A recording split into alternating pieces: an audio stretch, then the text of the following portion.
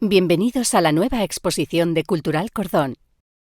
Bajo el árbol del paraíso, obra religiosa y profana en la colección Alejandro Sanz Peinado. Una producción de la Fundación Caja de Burgos que podrá visitar de 11:30 a 2 y de 5:30 a 8:30 de martes a sábado y de 11:30 a 2 los domingos y festivos. En la tradición expositiva de Cultural Cordón, no han sido pocas las presentaciones de colecciones particulares mostradas por vez primera en nuestro espacio. Así sucedió con las dedicadas a los compendios reunidos en su día por Miguel Granados en 2008, tan relevante en arte barroco español. Por Vittorio Sgarbi en 2013, consagrada a la gran pintura italiana. Por Pietro Gobbi en 2014, dedicada al arte antiguo japonés. Por José Luis Blanco en 2015, una emocionante incursión en la creación mítica africana. Por Manuel Cabello de Alba en 2016 y su deslumbrante selección de dibujos de Europa y España. O por Roberto Pérez Tres Palacios en 2017, con su sugestivo conjunto de arte precolombino. Además, en otros casos, se propuso una lectura diferenciada y propia de las colecciones exhibidas, con un discurso y una catalogación específica, como fue el caso de las dos exposiciones provistas por Rudolf Gerstenmaier en 2011 y 2015. Hoy nos complace presentar una nueva colección particular, quizá una de las más fascinantes con las que hemos tenido la dicha de trabajar. La calidad y variedad de las piezas reunidas por su propietario harán indispensable celebrar dos exposiciones distintas. La que ahora mostramos, dedicada a la obra religiosa y profana, y la que se celebrará un año después, consagrada al retrato, paisaje, naturaleza muerta y pintura histórica y de género.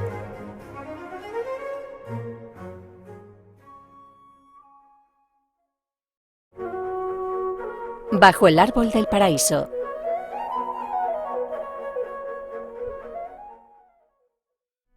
El árbol del paraíso alude metafóricamente a la creación y la vida, un cosmos sustentado por la sabiduría, el conocimiento y la inmortalidad, atribuible al gran arte a cuyo cobijo acudimos en busca de certezas. El planteamiento expositivo ha renunciado a establecer secciones por escuelas, periodos o tipologías. Antes bien, ha permanecido atento a la proximidad estilística y a las relaciones naturales que pueden establecerse entre las obras y autores, en una convivencia natural de géneros e impulsos creativos. Conscientes de que lo alegórico y lo simbólico, la espiritualidad, la mitología, la devoción y la sensualidad conforman un gran crisol artístico, en esta exposición conviven iconografías religiosas junto a expresiones culturales hoy secularizadas, pero cuyo relato se sustenta en la creencia, en la fuerza narrativa y en la trascendencia estética. Bajo el árbol del paraíso, el título que da nombre a la exposición, reúne una cincuentena de pinturas, esculturas, tapices y artes decorativas, mayoritariamente de los siglos XVI y XVII, en las que se distinguen las procedencias principales de Flandes, Holanda, Italia, Alemania y España.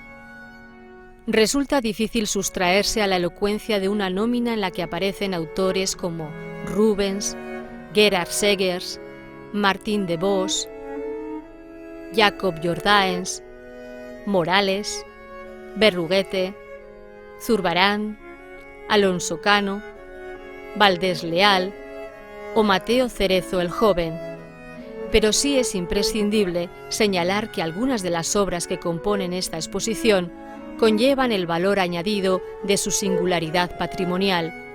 Así sucede con San Jerónimo en su estudio, tabla de gran interés y extraordinaria calidad perteneciente a Jan Metzys; con San Juan Bautista Niño, retrato de singular hermosura y delicadeza pintado por el maestro de Brujas Jacob van Oost el Viejo; con La Virgen con el Niño Jesús y San Juanito, bellísima composición debida a Abraham Janssens, el más importante pintor flamenco de Amberes, hasta que Rubens regresó de Italia en 1608. Con la Sagrada Familia, atribuido al propio Pedro Pablo Rubens, una hermosa composición perteneciente a su producción más madura. O con la Visión de San Francisco de Paula, debido al pincel de Michelina Botier, una de las mujeres pintoras más reivindicadas hoy y de la que solo se conocen, con esta, 2 obras en España.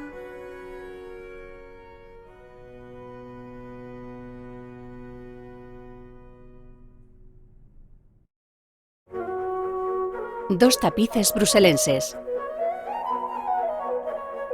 Hércules captura al toro de Creta. Manufactura de Bruselas, siglo XVI. Tema no identificado.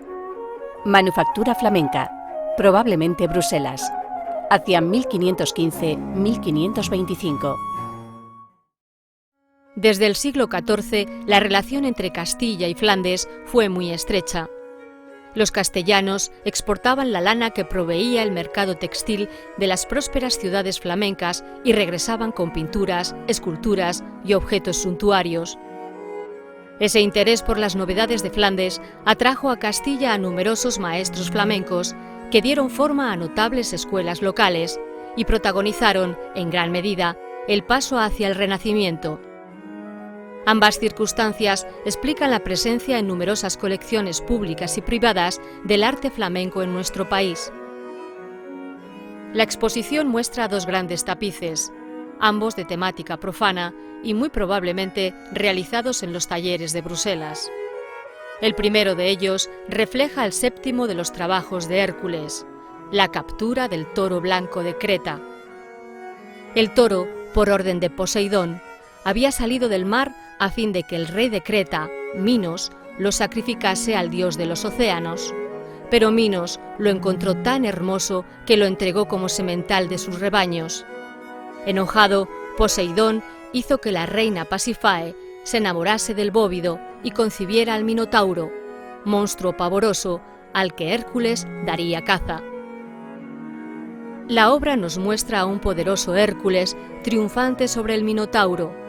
Su cabeza, a modo de yelmo, va coronada por la testa del león de Nemea, el primero de sus trabajos, y porta además su legendaria maza de madera de olivo, que él mismo había confeccionado para someter a la fiera. A su lado encontramos a su hermano mellizo Ificles, o quizás se trate de su sobrino Iolao, quien temeroso toma distancia. A sus pies, una serpiente que alude al suceso de cuando Hércules, en su infancia, estranguló con sus manos a 2 grandes ofidios que Hera había enviado para acabar con la vida de los hermanos gemelos. La escena también muestra una deidad fluvial que alude al 5º de los trabajos, cuando Hércules desvió el curso de los ríos Alfeo y Peneo para limpiar los establos de Augías en un solo día. El segundo de los tapices ilustra muy bien la época de las mejores colecciones del tapiz flamenco iniciada por Juana, hija de los reyes católicos y futura reina de Castilla. La composición, los personajes y la indumentaria son similares a los de los tapices de dicho periodo, como los de la historia de David y Betsabé, de la colección de Patrimonio Nacional, pertenecientes a la colección de Carlos V. En esta composición, tejida probablemente en telar de bajo lizo, como la mayor parte de la producción bruselense de este primer Renacimiento, aparecen 36 personajes ricamente vestidos con sus trajes y tocados de ceremonia. Las mujeres lucen sus ricas joyas, diademas en el pelo y collares. En la parte izquierda vemos a un monarca o personaje real con su espada y el cetro en la mano izquierda, rodeado por su séquito que le abre camino y cuyos miembros se arrodillan, reverencian y rinden pleitesía a la reina sentada en su trono y la cual porta igualmente en su mano izquierda el cetro de su dinastía, símbolo de poder y dignidad. La escena se desarrolla en torno a la reina que escucha atentamente, con la mano derecha en el corazón, la lectura del pergamino. Su semblante refleja dulzura y felicidad. En la parte derecha y a sus pies la secundan las damas de su corte ricamente ataviadas.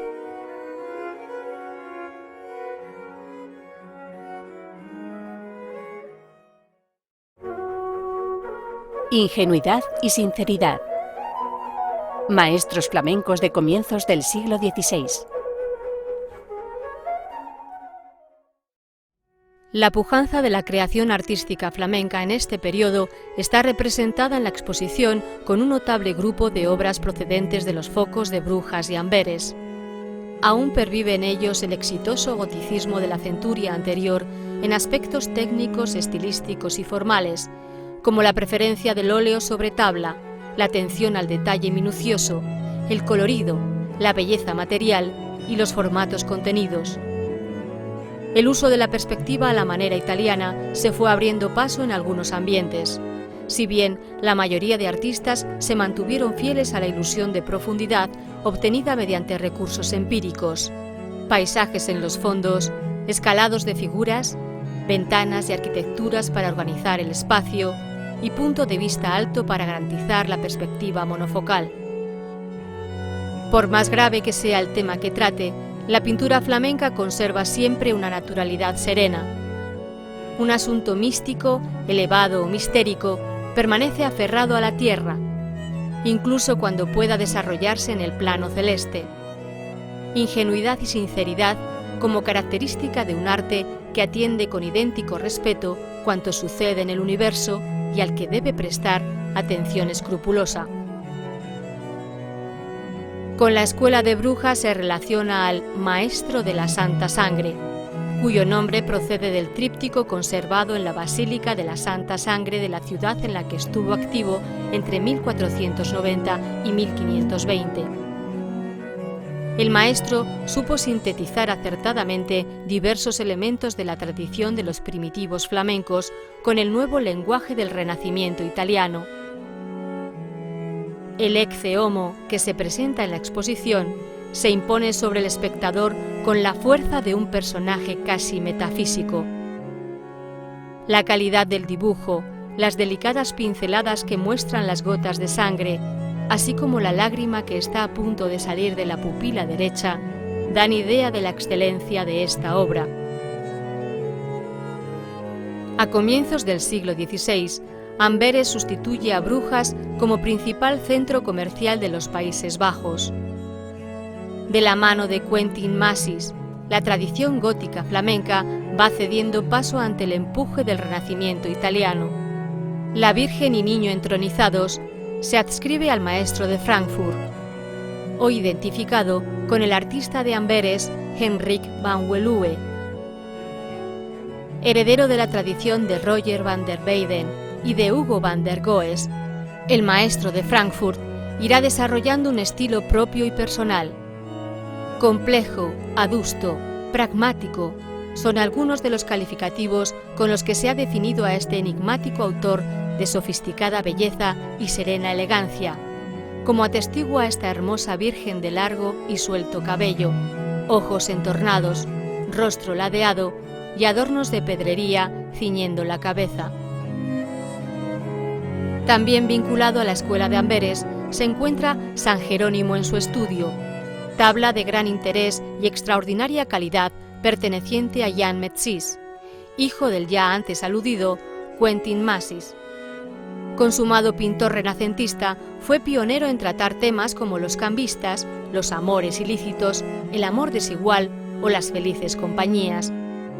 Su factura, meticulosa y preciosista, utiliza audaces contrastes de colorido, como bien muestra este soberbio San Jerónimo, pintado quizá conjuntamente con su padre. Al fondo se abre un hermoso paisaje que muestra una escarpada montaña, símbolo de vida eremítica, y un monasterio de traza lombarda que seguramente conoció el autor cuando se radicó en Italia, tras abandonar su ciudad natal, perseguido por su cercanía al protestantismo. Amberino de nacimiento fue Pieter Pieters, el Viejo. Su última cena, de vigorosas y monumentales figuras, se fecha en torno a 1575, después de que las revueltas iconoclastas de 1566 que precedieron la Guerra de los 80 años contra España, destruyeran numerosas obras de carácter religioso. Tras esta, iglesias y monasterios reclamaron de nuevo el concurso de los artistas, ya en un estilo manierista tardío. En un plano muy diferente se sitúa la pintura de Martin de Vos, dedicada a Deméter y Perséfone. La obra que contemplamos es una valiosa incorporación al acervo español de este importante maestro flamenco. La tabla relata, basándose en los textos de Ovidio y Claudiano, la historia del rapto de Perséfone por Hades, Plutón, mientras la diosa jugaba con las ninfas junto al Etna, así como la desesperada búsqueda de su madre, Deméter, por todo el orbe. La escena captura el instante en que una de las ninfas entrega a la diosa de las cosechas y la fecundidad el único rastro encontrado de su hija, un cinturón elaborado con las lágrimas de las ninfas.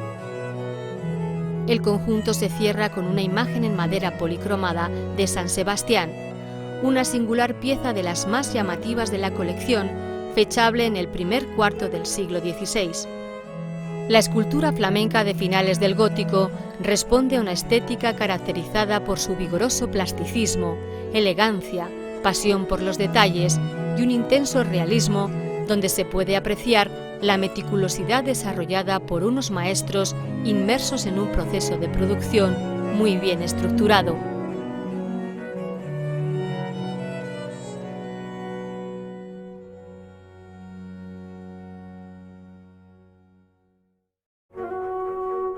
El siglo de Rubens. Flandes en el siglo XVII.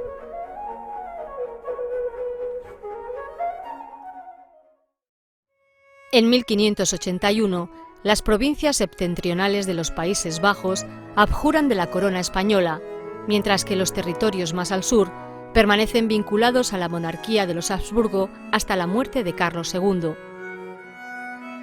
En las provincias meridionales pervivió la gran pintura aristocrática y religiosa, a la par que se incorporaron escenas de género, bodegones, retratos y escenas galantes similares a las exitosas pinturas de sus vecinos del norte. La principal escuela artística en estos territorios vinculados a la monarquía hispánica vuelve a ser Amberes, y su ineludible protagonista, Pedro Pablo Rubens. Junto con Jacob Jordaens y bajo el influjo de Anton van Dyck, convirtieron a la ciudad en un centro cultural de primer orden. Sus talleres abastecieron numerosos encargos en toda Europa, y sus imprentas colmaron de estampas, grabados y libros el viejo continente y el nuevo mundo americano. La exposición muestra obras de varios de los protagonistas amberinos, como Abraham Jansen, el más importante pintor flamenco hasta que Rubens regresó de Italia en 1608. La Virgen con el Niño Jesús y San Juanito es una bellísima creación que combina la riqueza del color, el vigor compositivo, la rotundidad de las formas y un marcado claroscuro que Janssens adquirió en sus años en Roma, donde entró en contacto con la pintura de Caravaggio. El siglo XVII en Flandes es por excelencia el siglo de Rubens y su escuela. Asentado en Amberes de nuevo tras 8 años en Italia, nadie supo reflejar como él los conceptos inherentes al barroco, la opulencia, la sensualidad, la pasión y el dinamismo. Su formación humanista, su amplia cultura y sus grandes dotes personales le convirtieron en un personaje que sobrepasa los límites convencionales del arte. A su mano se atribuye, con la participación de uno de sus mejores ayudantes, Jan van den Oeke, la Sagrada Familia que presentamos, una composición perteneciente a su producción más madura. Organizada sobre una línea longitudinal oblicua, muestra una tierna escena en la que María contempla con dulzura a su hijo, que duerme plácidamente en su regazo. Al fondo, a la derecha, asoma una tercera figura, San José, que observa con atención la escena. En la obra, cromáticamente muy contrastada, destaca el traje de la Virgen, de un rojo muy vivo que resalta contra el manto color cobalto y los tonos ocres y ligeramente dorados de la cuna, dispuesta en primer plano. En la estela de Rubens han de incluirse los trabajos de Jan Cossiers, La adoración de los pastores, de Willem van Erp, La coronación de espinas, Cornelis de Vos, Abraham conduciendo a Isaac al sacrificio, y de Gerhard Segers, autor de dos considerables obras, Herodías y Salomé con la cabeza del Bautista, y de San Sebastián confortado por un ángel, pintura que recoge el momento posterior al martirio y en la que el escorzo y la apolínea figura del santo concentran la atención. De este cuadro se conocen varias versiones. Fue popularizada gracias a los grabados de Paulus Pontius, quien situó la escena virada horizontalmente, lo que hace sospechar con razón que la pintura de Segers es anterior a las copias derivadas de la estampa. El tercer gran protagonista de la escuela de Amberes, junto con Rubens y Van Dyck, fue Jacob Jordaens, quizá el último gran maestro de este periodo en Amberes y uno de los pocos que no pasó por Roma. Destacó por su dominio de la figura, su brillante colorido y su adaptación de los recursos del claro-oscuro. A él se debe el lienzo de los 4 evangelistas con un ángel, muy similar al conservado en el Museo del Louvre y una de las obras más famosas. La pintura que se exhibe en este caso presenta como rasgo la inclusión de un ángel al fondo y detrás de San Mateo su ángel simbólico, el ángel de la inspiración. Punto y aparte merecen las pinturas de San Juan Bautista Niño, del maestro de brujas Jacob van Oost el Viejo, también influido por el claroscuro caravallesco, y de la visión de San Francisco de Paula, de Michelina Botier, una de las muy pocas y más brillantes mujeres pintoras de la época. Junto con el recientemente descubierto San Juan Bautista del Museo Lázaro Galdiano de Madrid, son las 2 únicas pinturas que se conservan de ella en España. En esta visión mística llama la atención la figura del ángel que impone al santo el collar de oro con la leyenda Cáritas, un joven rubio ataviado con ricas telas y pintado como si de un retrato de acusado realismo y serena belleza se tratara.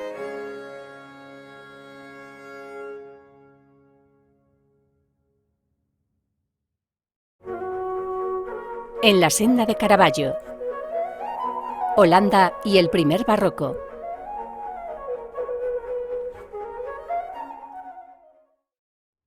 Tras la escisión, las Provincias Unidas de los Países Bajos se organizaron como una república burguesa, urbana y mercantil que dominó el comercio marítimo mundial durante el siglo XVII. Produjeron un arte heredero de la pintura flamenca primitiva, ajeno sin duda a la idealización religiosa y la ampulosidad barroca, y más preocupado por satisfacer las necesidades de la clientela privada que encargaba objetos muebles para vestir las estancias domésticas. A diferencia de la flamenca, la pintura holandesa no es tan frecuente en las colecciones artísticas españolas. El protestantismo calvinista mantuvo alejada la representación religiosa de los espacios eclesiásticos e impuso una severidad formal en la disciplinada vida pública.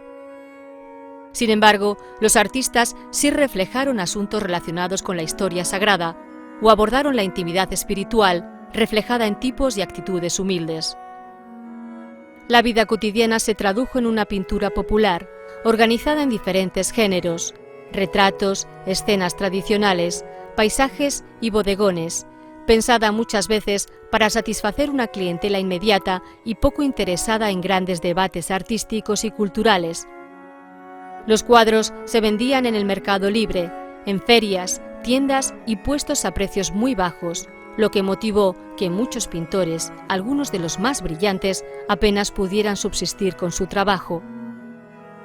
Fuera de esa dinámica quedaban las pinturas de historia, es decir, aquellas que trataban un argumento y que los propios artistas consideraban de superior jerarquía, aunque no encontraran apenas mercado. Es en este ámbito donde de manera más clara se acusa la influencia del tenebrismo caravallesco que los holandeses conocieron sobre todo por copias, puesto que los más destacados artistas del momento, Rembrandt, Vermeer, Hals, Van Ruysdael, no viajaron a Italia. Una de las escuelas más relevantes en la pintura holandesa se radicó en Utrecht, cuyos pintores sí realizaron grandes estancias en Roma, lo que convirtió a la ciudad en uno de los más importantes focos de seguidores de los efectos lumínicos de Caravaggio. Dentro de este círculo destaca en la exposición una Sagrada Familia de Jan Hermans Villiers. Además del claroscuro de influencia transalpina, el autor mantiene una figuración clásica que puede verse en la curiosa representación que comentamos, en la que llaman la atención algunos detalles inusuales, como el niño tirando de la barba de José o la Virgen pasando la mano por el hombro de su esposo. La otra pintura presente en la exposición corresponde a uno de los maestros más célebres de aquella escuela, Matthias Stomer. Tobías curando la vista a su padre es una obra característica de su producción religiosa, en la que hace alarde de su dominio del claroscuro y su maestría en el tratamiento de las rutilantes sedas. Desde el punto de vista iconográfico, el cuadro tiene además una clara significación alegórica, la de la exaltación de la fe. La ceguera evoca la fe perdida, que sume a la humanidad en la oscuridad y la angustia. Antes de la aparición de Rembrandt, la otra escuela de los Países Bajos, dominada por el influjo de Caravaggio, fue Ámsterdam. Lambert Jacobs es considerado un precursor del gran artista de Leiden. Se especializó en escenas religiosas y figuras solitarias de santos de gran tamaño, como el San Bartolomé, que se muestra en la exposición, obra que se enmarca en el temprano caravallismo holandés al que se vincula el artista tras su viaje a Italia en 1618. Relacionadas de manera directa con la acusada personalidad de Rembrandt, la exposición exhibe dos obras: La adoración de los pastores, del pintor de Dordrecht, Benjamin Gerrit Squibb, y el lienzo de autor desconocido titulado La profetisa Ana, un verdadero retrato de impresionante realismo en el que se hace patente la huella del quehacer pictórico del gran protagonista del barroco holandés, evocándonos sus brillantes y conocidas interpretaciones de la misma figura bíblica.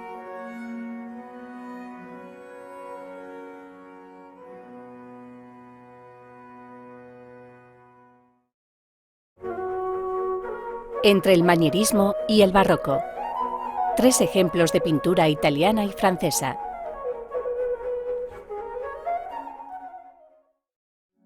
La presencia de la pintura italiana y francesa en la exposición, si bien menos numerosa, no deja de ser significativa por diversos motivos.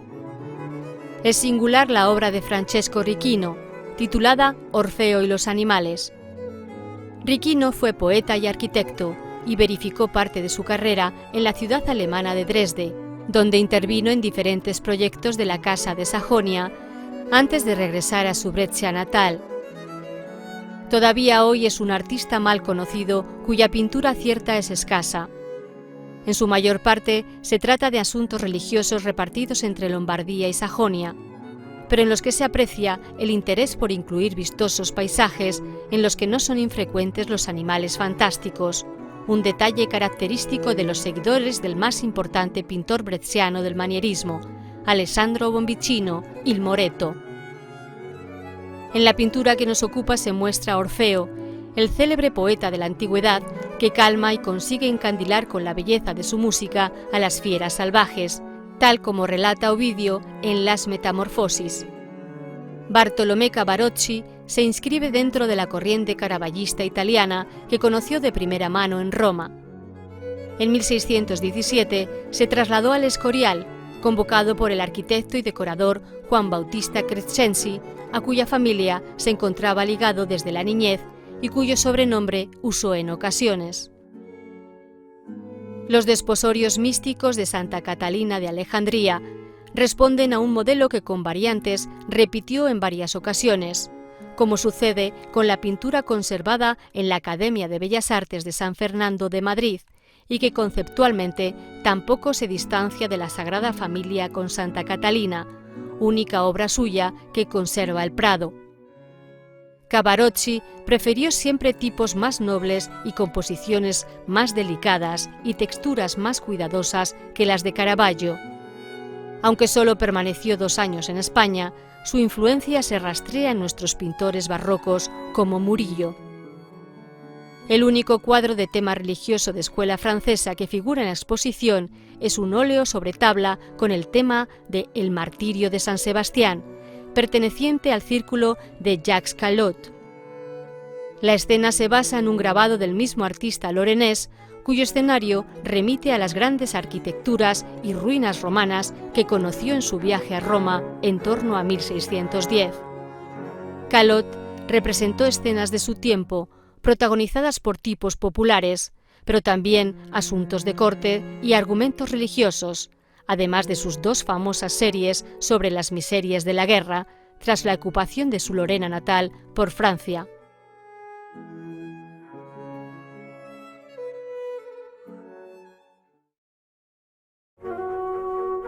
Un nuevo lenguaje.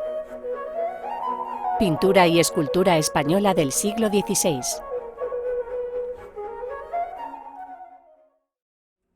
En las primeras décadas del siglo XVI, el arte español continuó bajo la acusada influencia estilística y estética de Flandes. Aunque no se puede trazar una evolución homogénea entre las distintas sensibilidades de las coronas de Aragón y Castilla, cierto es que las novedades italianizantes se introdujeron primero a través de Valencia antes de extenderse por el interior peninsular. Pero como en toda afirmación categórica, siempre caben importantes excepciones. Así sucede con Pedro Berruguete, el pintor de paredes de Nava, quien en torno a 1477 viajó a Urbino y conoció de primera mano las novedades del Renacimiento cuatrocentista. En la exposición figura una pintura atribuida al maestro de Portillo, aún un esquivo artista en cuyo estilo parecen confluir rasgos de Pedro Berruguete y de Juan de Borgoña, el pintor radicado en Toledo y de quien se da por seguro su paso por Italia y una posible formación en el taller de Ghirlandaio, antes de coincidir con Perugino y Piero della Francesca, entre otros. La personalidad artística del maestro de Portillo se ha fijado en torno a algunas características presentes en la tabla de Cristo en la cruz con María Magdalena, como el empleo de generosos paisajes abiertos en los fondos, sin renunciar a las reservas doradas enmarcando las figuras, el uso de colores vibrantes, azules, rojos y verdes, y los ricos detalles del brocado en las vestimentas. Una de las piezas excepcionales de la exposición pertenece a Pedro Delgado, un pintor apenas conocido y de gran calidad. Los datos sobre su origen, formación, vida y obra apenas permiten esbozar una muy sucinta biografía. Aunque se le han atribuido otras obras en Orgaz, donde nació, lo cierto es que el San Miguel venciendo al diablo es su única obra autógrafa. La pintura respira aires ya muy clasicistas e italianos, pese a estar firmada en un temprano 1510, circunstancia que se percibe particularmente en el templete renacentista sobre la elegante figura del arcángel, un baldaquino con finas columnas, 2 de ellas de cristal traslúcido, y con capiteles que imitan el orden jónico soportando arco de medio punto con casetones al interior. Asimismo, llama poderosamente la atención el virtuosismo en el tratamiento de la capa del ángel y su coraza, al igual que el delicado paisaje del fondo. En el segundo tercio del siglo se alza la desbordante figura de Luis de Morales. Es una etapa esta en la que la influencia de Leonardo va dejando paso a la de Rafael entre nuestros artistas, pero a la que Morales permanece apegado y a la que aporta un indudable sello propio y genuinamente hispano. Aunque gran parte de su vida permanece ignota, se dan por ciertos un periodo sevillano y portugués, y se presume otro italiano, donde conocería a Domenico Beccafumi y Sebastiano del Piombo, quienes le aportarían ese innegable aire leonardesco a su pintura. Otros autores lo sitúan en cambio ceñido a su Extremadura natal, desde donde haría llegar su muy demandada obra a todo el país. El estilo manierista característico, las alargadas formas, los colores fríos, el esfumato y el empleo de la luz dirigida, anterior al tenebrismo del siglo siguiente, junto a la mística trascendente que desprende su pintura, le valieron el recurrente apodo del Divino. La exposición muestra dos bellas obras salidas de su pincel, un Cristo atado a la columna y un San Juan Evangelista en actitud doliente. En ambas es patente el gusto medievalizante, casi icónico de su pintura, que acentúa su intenso carácter devocional, no exento nunca de sutileza. La obra de Morales ha sido también relacionada con la de Alonso Berruguete, con quien compartiría idéntico gusto por la representación del sentimiento y las emociones. Atribuido a Berruguete, la exposición muestra un pequeño relieve con la representación de San Jerónimo.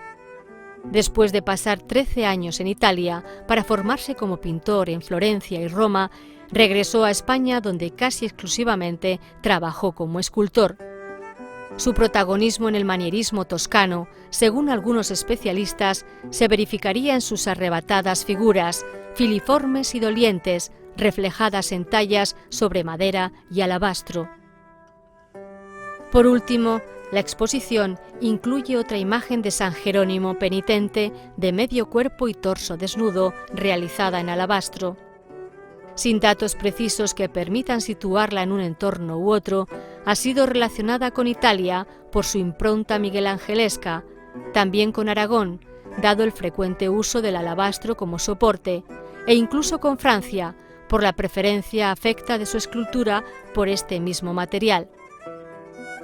Lo relevante es, en todo caso, la gestualidad y la actitud sufriente de la cabeza del santo, evocadora del pathos de Miguel Ángel. El modelado anatómico y el lenguaje expresivo de esta talla non finita, junto a su esmerada ejecución, la convierten en una obra paradójicamente llena de vida.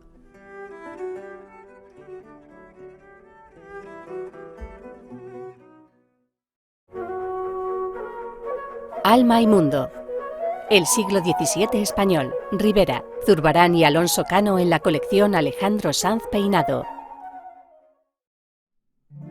Entre la idealización manierista, el naturalismo tenebrista, la sensualidad carnal aportada por Rubens, el equilibrio clasicista y los efectos decorativos y visuales de los fresquistas italianos, el arte español conoció uno de los momentos de mayor esplendor creativo de su historia.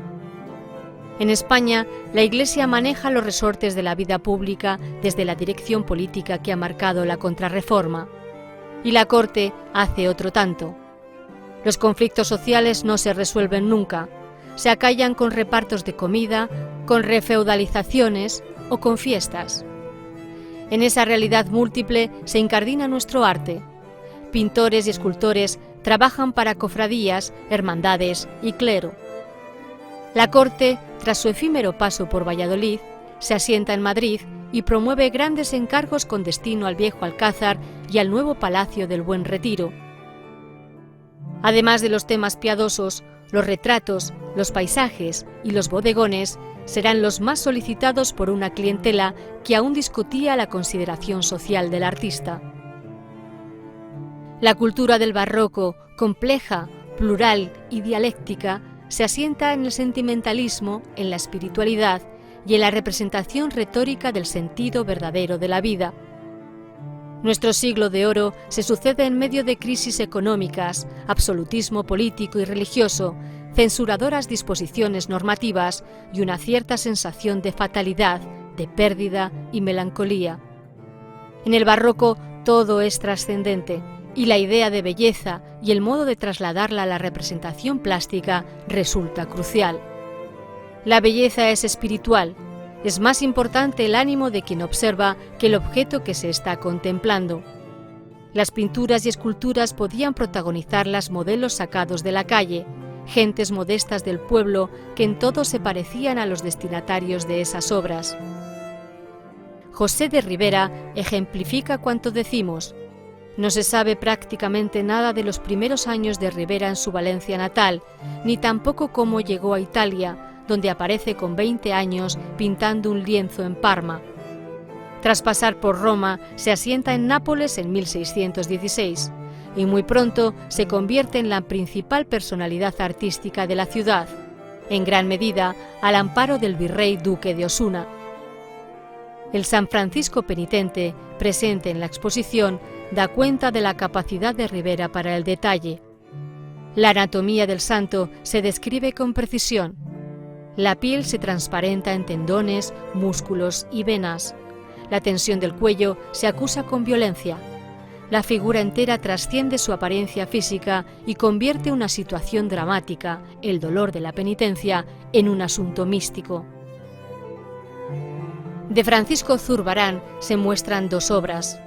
Un San Francisco en oración y arrobamiento místico, vestido con el humilde y remendado hábito que ya formó parte de la primera exposición que se celebró del genial pintor extremeño en el Museo del Prado en 1905, y un Ecce Homo inédito, perteneciente a su última etapa madrileña. En la pintura acierta Zurbarán a reflejar con profundo realismo la melancólica tristeza de Cristo, coronado de espinas y cubierto sus hombros con el manto púrpura. Con la escuela sevillana se relaciona también la cena en casa de Simón el Fariseo y probable obra de Juan de Valdés Leal, en la que se puede comprobar el apasionado estilo del pintor, con su característica factura deshecha y su querencia por el colorido y la suntuosidad veneciana. Son varias las obras del barroco español vinculadas a la escuela madrileña. Un San Antonio de Padua y el Niño Jesús, atribuido a Juan van der Hamen y León. Una Santa Teresa inspirada por el Espíritu Santo, atribuida a Sebastián Muñoz, discípulo y colaborador de Claudio Coello, y un San Juan de Dios adorando el crucifijo, incluido en el catálogo del burgalés Mateo Cerezo el Joven. Mención aparte merece el San Juan en el desierto, adscrito anteriormente al pintor madrileño Antonio Arias y que ahora se atribuye a Alonso Cano. La belleza del paisaje de fondo, así como la finura y elegancia de la juvenil figura del santo, ha llevado a proponer la hipótesis de que se trate de una obra del genial pintor granadino, tal vez pintada en sus años en la corte.